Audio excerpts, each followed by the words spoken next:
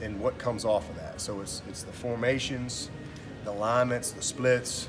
It's knowing, having knowing your keys and having your eyes on those keys so that you can get tips and tendencies, things you pick up through the week. So it's not something you just show up on game day and do instinctively. It's through a lot of preparation through the week, a lot of film study, and then simulation and practice, so that you can see those keys, what those tells are, and so that's where it starts, and then it comes from experience. I mean, those D linemen, we're one of the hardest teams to screen because our guys are well coached up front, and they do such a good job of recognizing. Because typically, when you've got some type of screen, the linemen are usually trying to set you, and then they're out. And our guys do a great job of reading themselves out of the rush, feeling the screen. And so, and again, a lot of it is just game plan. Usually there's some tendencies involved, and if you're really schooled up on those things, you give yourself a better chance. But certainly, the athleticism of guys up front and the ability to change direction and chase, the length on the ends to make things a little more difficult in the passing lanes, and then our ability to play man coverage. I mean, when you're screening people, you gotta be able to block people, and so it's hard against tight press coverage. It's harder to pick a guy off, especially the way we coach our guys. So, we've been pretty good, and we're fast.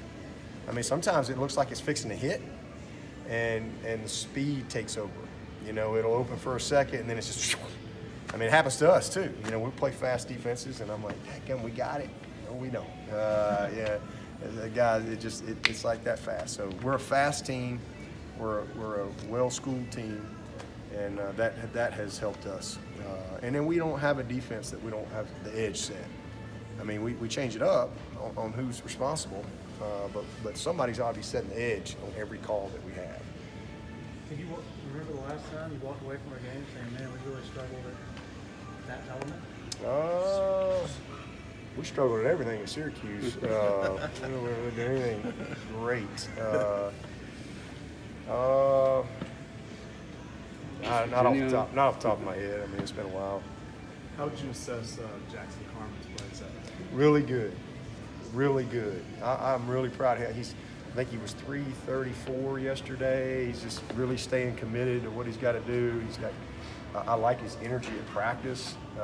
He's in good shape. He feels good when I watch him run, when we do some of our conditioning stuff, and he's out front. But he played well. He did a nice job. I mean, he's still a work in progress. He's not a guy that is anywhere near his potential. But I was very encouraged. I thought he did a nice job. He knew who he had. He wasn't out there busting assignments or anything like that. He's incredibly athletic and long, but I think he got off to a good start. Coach Renfro has always been sure-handed on punts, but now that Amari has that game under his belt and had a couple of really nice punt returns, does that make you feel pretty comfortable about him in this environment? Yeah, no question. Yeah, I mean, you get your confidence in practice, and he's practiced really well. He's been very consistent. He's been very, very consistent. So got all the confidence in the world. Confidence in Renfro. He'd be our next guy, and then DK. But DK he's got very good hands, but he's still, a little scattered. He's still can be a little inconsistent with his focus from time to time. But yeah, those two guys, we got two good ones. Because you've got so many good freshmen, is it 72 you travel with? Is it hard to find a 72, or is it pretty easy? Well, we hadn't had to do it yet. So we'll travel more. We'll take a lot of guys. We'll take a deeper roster this week because we don't have there's no limit on non-conference games. The 72 is conference. So when we go to Georgia Tech in a couple weeks, that will be a challenge. That's going to be a tight roster, but that just kind of it is what it is, and we'll have some tough discussions there on who's going to make that 72. But this week's a little easier. I'm going to take most of the scholarship guys. Just to make sure they kind of get a good experience. And then a few of the other guys that I think have earned it. Debo, is it common to see really highly regarded receivers step on the campus with the interest in blocking that Justin Ross seems to? Yes. It is. No, it's uncommon. Okay.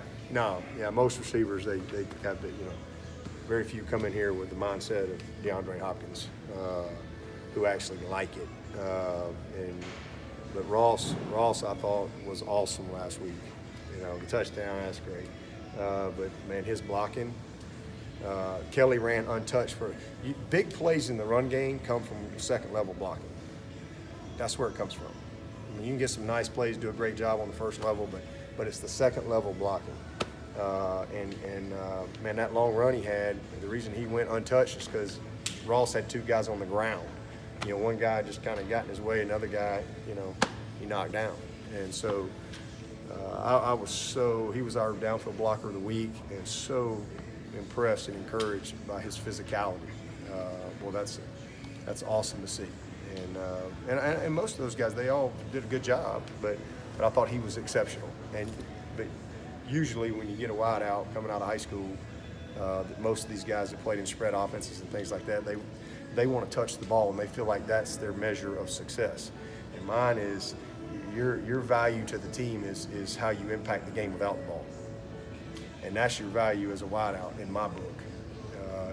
Mike Williams didn't have to touch the ball; he impacted the game with his presence.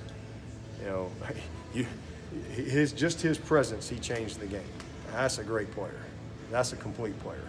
He was physical in the blocking game, but just his presence, and that's what you want.